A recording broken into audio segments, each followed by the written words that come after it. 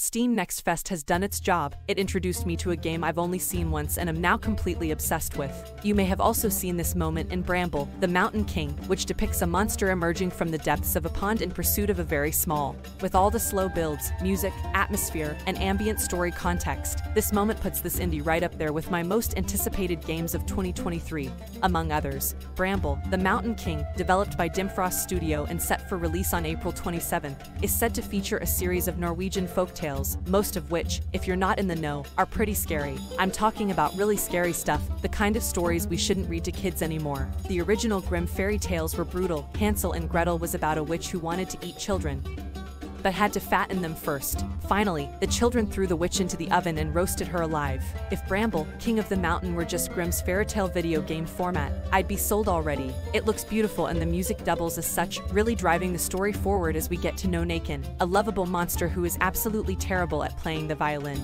So bad, in fact, that the villagers beat him severely until he lost his mind and began playing a diabolical tune that made his lover dance to death. Rude, there's so much potential here in the messy medieval adventure canon. However, I hope Dimfrost lives up to these stories, as my first experience with the game revealed a beautiful formula with a lot of potential. Ambient stories are all about deliciousness and deliciousness. There are realistic statues, these weird little goblins with big hats, and of course your main character who seems to be some kind of wood elf. Edvard Grieg's In the Halls of the Mountain King is actually based on a very wild story about a troll king who lives on a mountain surrounded by these very young children. Is that you? To be honest, I'm not the most foggy and I like it. Gameplay elements like platforming and puzzles are good, but not overly complex. Considering I'm really just playing to see what happens next, it's pretty well balanced. Next post. Next score. The game moves quickly between settings and emotional cues, dark and disturbing caves, a small contextual note here and there that subtly blends into the environment, and finally a fast-paced action scene. Once or twice I'll stop to appreciate a musical note or a scene unfolding against a blurry background that's not visible to my character.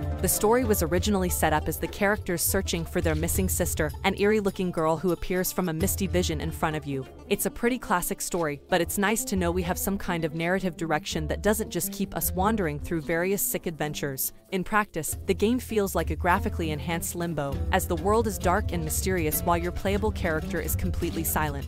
Any comparison to this classic is highly commendable. Bramble, the Mountain King will be released later this year. You can grab and play the demo for free until February 13th, before Steam Next Fest ends. Thanks for watching. Don't forget to like and subscribe, and support my channel.